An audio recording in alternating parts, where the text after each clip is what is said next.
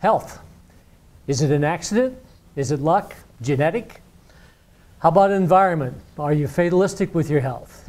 All of these things probably will be a part of your health picture. But the most important thing is to be intelligently disciplined. And this will offset some of your health issues. And by the way, it is a contest. You are in a serious contest with the advertising agents who want you to believe their story that they can feed you inorganic food, synthetic rocks, chemicals, and you should be healthy. So there are tipping points in your life, and they're going to come either by force or by choice. And the question is, simply put, do you believe that we were designed to be sick? If you don't think that we're designed to be sick, then we need to take a look at solving these problems. And some of the problems we really just candidly fight all of the time is we fight apathy. We fight discipline. We fight knowledge. We fight understanding. All of these things and procrastination. And procrastination is one of those key elements that we really need to key in. First of all, let's kind of get an idea what it might look like. Just picture, if you will, an hourglass pouring. And obviously when it first starts, you've got a whole lot of time to work with. But the more you run that hourglass, the less options that you have. So if we could get you to react quickly, get you to understand that your body is a constant everyday battle with elements that you're putting in it, elements that you're breathing into it, elements that's sitting on the skin and osmotically just sucked into it, all of these things you are dealing with. In fact, we're putting some chemicals in your body that you would be stunned if you knew what they were doing. So we understand that change is a very difficult thing to do, but it is really quite profitable to you, not only in how you feel, how you function, the things that you do, your family life, all of these things come into play. And it's kind of with that we want to offer you a little bit of hope, but it's going to be based on a common sense approach with some fundamental thinking that's going to go with it. So let's target the source of the problem, energy. The whole world strives on energy. We live in a community that thrives financially on producing energy. And what we have done in the worst form is we've changed stimulants for the way the body wants its energies made. So when we begin to talk about ATP, I want you to understand that it is the purest little engine you've ever seen in a cell. It performs almost at 100% efficiency if you put the right foods to it. The key components of health then would be energy. And second on that list is oxygen. Without oxygen, it stops. Everything that we're doing stops. And then once you've created this mess on the inside of the cell, we've got to get it out through the elimination systems, meaning your digestive system, meaning the lymph system, meaning the skin system, your respiratory. All of these things come into play to eliminate the waste products that you've built inside. And then maybe first and foremost is this thing called rest. You have got to have rest. The ATP, let's put a little corral on it first, produces 95% of the energy of the body. It's made from adenosine triphosphate. There are certain elements that have to be in your body to build this. If you don't have them, then you don't function, you just kind of sit down, or you resort to stimulants. Now the short side of stimulants is really, really devastating. Obviously you get a kick, but the short-term consequences of sugar and caffeine are very simple. And it's within that framework you need to understand that based on how you produce energy will determine your disease or your health, if you will.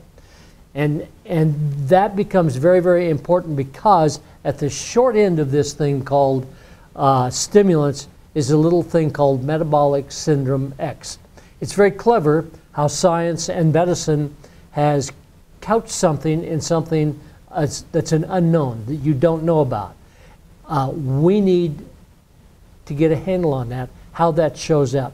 So basically by what you eat, you will determine the environment in your body, whether you are going to be healthy or whether you're going to be loaded with disease. So follow with me, if you will. We search principally for endurance. These are aspects of being healthy. We want balance. We want recovery. And first and foremost, we want performance. If we don't perform, either financial, the cost of that, or the physical cost of not performance, all of these things come into play. Let's take a look at this thing called sugar. A host of schools, and you can Google it and find the devastation that sugar produces. First, I think it's kind of a comedy, but sugar literally shrinks the brain. So if you've got an average body of, say, 170 pounds, we know exactly how much sugar or glucose will be in the blood, and it's around 7 grams. So if you're using a stimulant from sugar, such as a bottle of pop that's running around 12 to 15 grams of sugar, that excess sugar goes someplace. And it literally goes either toward creating fat or creating plaque through amyloid beta plaque bases. But the kicker here is that Dr. Neil Barnard from George Washington School of Medicine was one of the first ones to recognize that sugar metabolizes to an opiate. And if you think about that for a moment, not only are you struggling to get the sugar, the energy, but now all at once you're dealing with a drug. And it's not as though it's not going to drag you into a horrible world. But along with that, I think the vast majority of us know the devastation of what sugar really does to it. It's short-lived. It's 30 to 40 minutes and you begin to crash. So you're not going to crash, you're going to consume more of it. And you create this cycle, you create a dependency that you really don't want to do. And the story goes on and on and on about sugar. It's one of those things that you really need to understand. So how are we going to deal with this? The heart pumps about 520 quarts of blood per hour. Pretty busy. This stuff circulates through your body 3.5 times every minute. It's collecting garbage, it's collecting waste, it's delivering nutrients to the cell. So we got this little study, and that's principally where we developed our product line from that basis. If the blood is this important, let's keep it clean. So there's a tremendous strain on the heart when the blood is not clean. The heart rate is challenged, and degeneration shows up immediately. From there, let's go to the liver. The liver, in its uniqueness, is probably the organ that influences every tissue, every organ, every cell in your body. If it is not clean, you have developed perhaps one of the most devastating diseases that you've ever seen. And right now, today, 30% of all Americans are dealing with what's known as non-alcoholic liver disease. It means your liver is not functioning. It's clogged up. It's got debris in it. So you bring debris back, it's clogged in the liver, and the blood carries some of it back out and deposits in tissue, and you've just introduced yourself to a host of toxins that's not good. Now, particularly important is that 48% of all teenage boys are coming down with non-alcoholic fatty liver disease. That is devastating to a teenager to find out that he is putting at risk the most important organ in his body, and he doesn't even know it. And we can function with about 80% of our liver not working. But once you get in there, you begin to feel the horrors of liver dysfunction, ranging from fatigue to poor skins, to plaque buildup, to depression. There is a host of diseases that show up with liver issues. And now we call it diabesity, meaning the metabolic syndrome, cardiovascular issues, degenerative and malignant diseases begin to show up just simply because your liver is not functioning. So our approach to this is, why don't we have a clean liver? Why don't we clean it on an everyday basis? What are the tools that we have to work with this? First of all, let's talk about the blood for just a little bit longer. 100% of the blood is processed all of the time. Nutrients are processed in the liver. Enzymes, activity in the liver. the immune system begins to develop in the liver. And just if that's not enough for you, if you're angry, that sets up in the liver. The Chinese have felt that for a number of years, so we need to take that into consideration. We manufacture bile in the liver, stores sugars, cleans chemicals and other toxins. Your liver is one busy organ. Along with that, it begins to store minerals and vitamins. So our tool then has got to be a very consistent approach to cleaning that liver. And by the way, I think I read just last week that there are 4,400 additional chemicals put into our foods, into our air, into our water last year alone. So not only were you dealing with something that was terrible to begin with, they use the chemicals to make your foods taste better, addict you, if you will, if you don't mind me saying so. Along with that, they're used as preservatives. So they've got an agenda. They've got a program to marry you to their product line. Let's take care of that liver. Health begins and ends in the GI tract. If your gut is inflamed, you are not healthy. Where there is inflammation, there is always disease. Keeping that in mind, we need to look for a source of organic foods that produce high amounts of anti-inflammatories. So part of the issue is lacking energy, susceptible to disease. Your immune system is totally compromised. Your GI tract is toxic. Distress will affect every part of your body. Depression, joints, glands, skin, hormones, and most importantly, the brain, the heart, and the liver. We need to begin to consider this organ as crucial to life as you can have. Now, if it's kind of an interesting thing to you, disease does not come on unexpectedly. It is the result of constant breaking of nature's laws. And nature talks about organic foods. It doesn't talk about inorganic salts and things that are made from synthetics. In fact, we need to know that Hippocrates recognized that in his time. So if all at once we can absolutely show that virtually 90 to 95% of all diseases originate due to poor functioning of the digestive tract. There are a host of psychiatrists today taking their patients off of the prescription drugs that deal with depression and putting them on probiotics, cleaning that tract. So what we want to target are pre and postbiotics. Those are most important in terms of your health. So what has all this brought us to? The road to bondage. I saw some stats some time ago last year that talked about out of 1,000 people entering life, by the time they reach the age of 60, only one will be free of pharmaceuticals. That's a devastating indictment on how we function. Have we just reached a position in life where we accept, through a fatalistic approach, that we can do nothing? I'm here to share with you thoughts that I hope cause you to do something different than what you've been doing. So let's look at that one person or culture where all at once disease doesn't show up. Hormonal issues are not in play. All of these folks function at a high level, not only from a physical viewpoint, but from a cognitive area of memory and things of that nature. As I travel around in my part of the world, at my age, the biggest issue I see with seniors is their forgetfulness, their inability to function. They slow down by 20, 30%. They're not sure of themselves, they're not stable, and those are just the beginning parts. So let's talk about this. What is the evidence that we're going to do? And better yet, what did I do? Years of schooling, many years of experience, and there's a little bit of stubbornness in me, as there is in most of us. But I met a guy when I was 50, which has been about 24 years ago.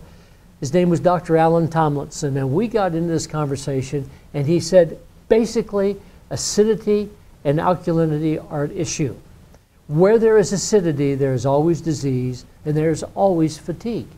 Well, when we eat in America, We eat foods that when they metabolize, leave an acid waste. Now on the other side of the coin, if you look at the blood, it has to maintain a pH of 7.3 to 7.45.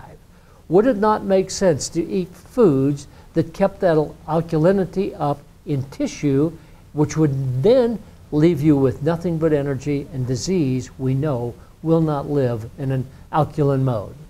So it was that little contest, that little tipping point, that I reluctantly decided to try. I was brought up evangelically, fundamentalist with a substantial amount of Hebrew background, and it was about that time that I resorted back to a verse I found in Psalms 119, verse 56. And it simply said, I thought about my ways, and I turned toward your instructions. These are instructions that tell us not only what to eat. You see, dieting is just part of the digestive program. It's not only what you eat, but it's what you look at and what you listen to. All of these have an effect on your overall well-being. And on top of that, it went on to say that I did not tarry, I did not waste time. Well, that wasn't quite me. I did it a little bit at a time, because you see, I'd come through that time frame when I got my father and mother were very good at making me eat correctly, and I got a good start on life. So at the age of 20, joined the Marine Corps, and things went kind of silly for 30 years. And that's when at the age of 50, I met this man, and he said, here's some things you need to discuss. Small changes in the social society is what I had to do. I had to be accepted by the people that I was associated with. And their eating habits weren't quite right. So I began to change very, very small. The physical improvement caused me to even change a little faster and a little bit more. The emotional side effects of a proper diet are immeasurable. Along with that, the more improvement I saw, the more I trusted in what I was doing, and the more action I took, until I suddenly found myself leaving some of my old habits, such as golfing for 40 years. And I played well. I played to a 2 handicap. So it wasn't one of those expected things to do. But I did begin to climb in the mountains. And the next thing I found my kids saying, do not run in the mountains. Well, I did. And I'm continuing to do it to this day. Some of the positive things that's taken place in my life was my blood pressure dropped. My resting heart rate is somewhere in the mid-40s to low 50s. All of these things are positive effects of a change of diet and a change of physical workout.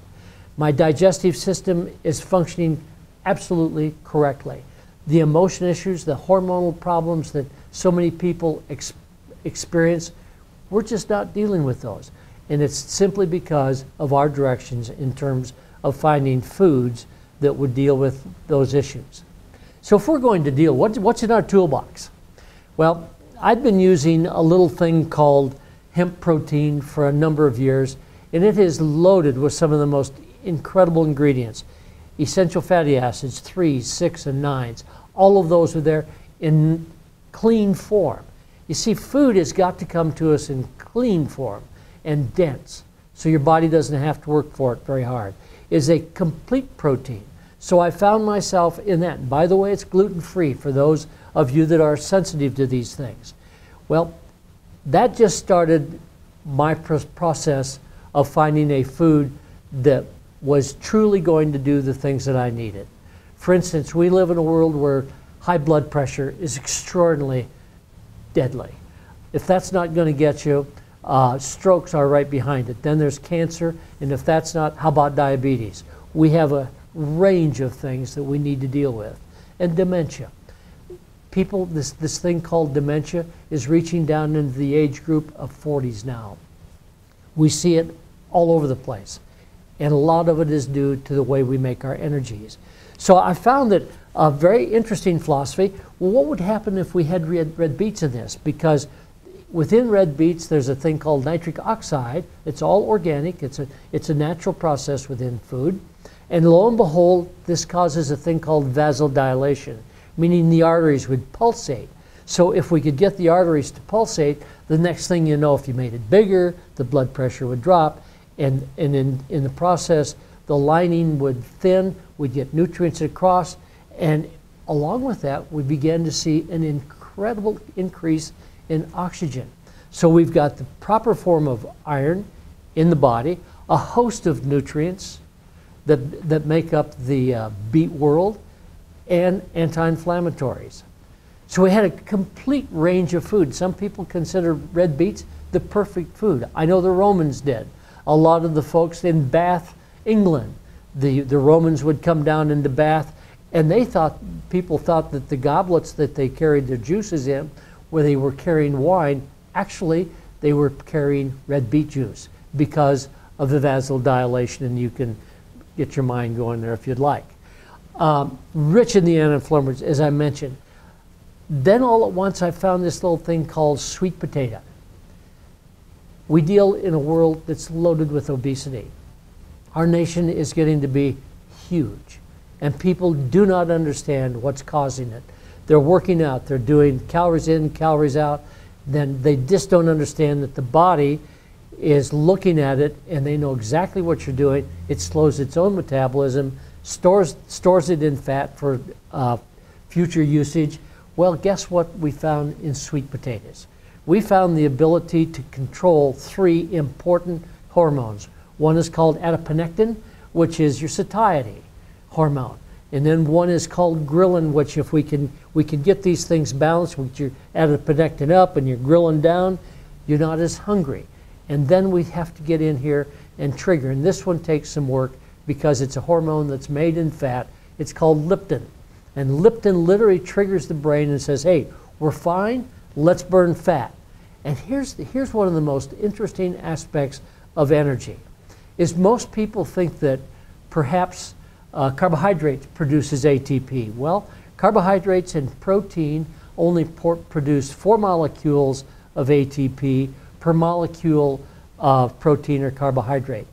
Fat, on the other hand, produces 129 molecules of ATP per molecule of fat. It is incredibly efficient. We just have to retrain the body so that this type of hormone kicks into play and it can work. Then probably our greatest find was this thing called goat whey. We felt you got to have the protein, but you got to have a clean protein.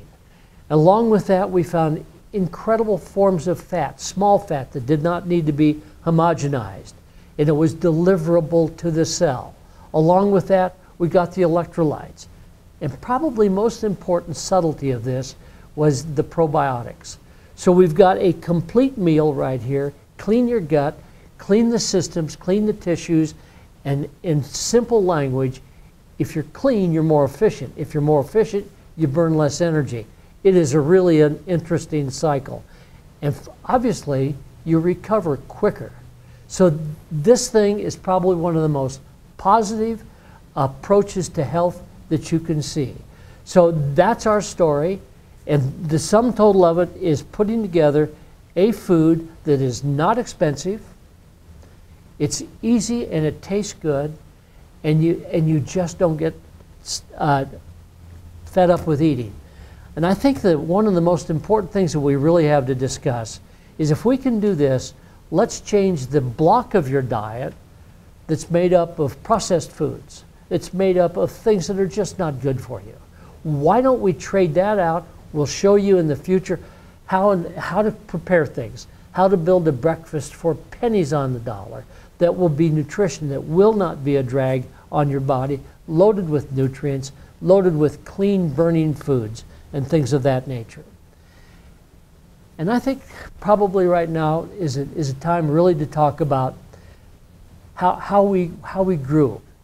When we were first born, we were dependent. We were dependent on our parents. Everything that we had, they gave us. Then about the age of 2, we decided to become independent. And I think that any one of us that have children and grandchildren understand the terrible twos. Well, somewhere in the 40s and 50s, it seems like, we developed this knowledge that there is a huge thing about intradependency. We are dependent on one another to move information. When we find something that is really good and it's outside of the norm, We want to share it with people. But this is one of those things that you just need to understand. And that's why we're doing this video, is to put this in play. Hopefully, we can teach you some things about your physiology, about your emotional things, and get you involved in your own health. Hold each other accountable. That is where we have an incredible leg up. Harvard University did some incredible studies on this.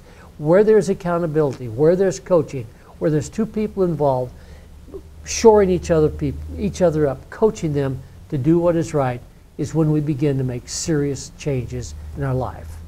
Thank you very much.